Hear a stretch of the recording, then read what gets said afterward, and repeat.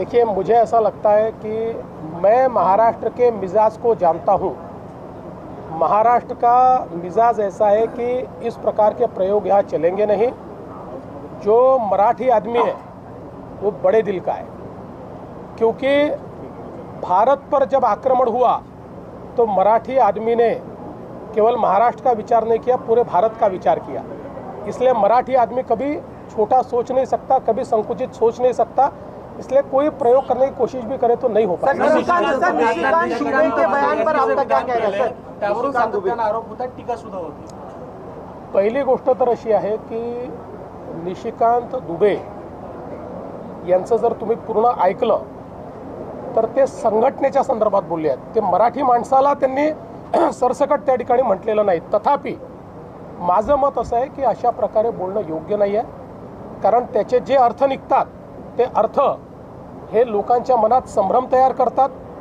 मी पुन्हा एकदा सांगतो की मराठी माणसाचं ऐतिहासिक योगदान या महाराष्ट्रामध्ये प्रचंड मोठं आहे आणि आपल्याला कल्पना आहे की ज्यावेळी परकीय आक्रमकांनी या भारताची संस्कृती संपवण्याचा प्रयत्न केला होता त्यावेळेस ती जिवंत ठेवण्याचं काम हे छत्रपती शिवरायांनी केलं, छत्रपती संभाजी महाराजांनी केलं आणि त्यानंतर मराठ्यांनी संपूर्ण भारतामध्ये त्या ठिकाणी आपली संस्कृती जिवंत ठेवण्याकरता परकीय आक्रमकांच्या विरुद्ध लढाई केली।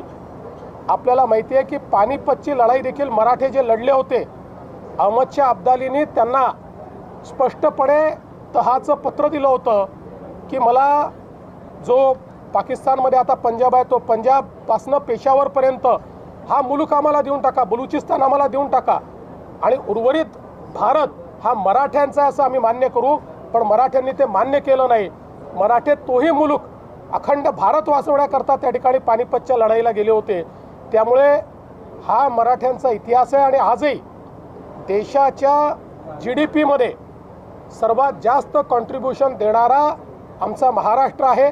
त्यामुळे मला असं वाटतं की महाराष्ट्र आणि मराठी माणसाचं कॉन्ट्रीब्युशन या देशाच्या इतिहासामध्ये आणि या देशाच्या वर्तमानामध्ये कोणीच नाकारू शकत नाही आणि जर कोणी नाकारत असेल तर ते अत्यंत चुकीचं आहे।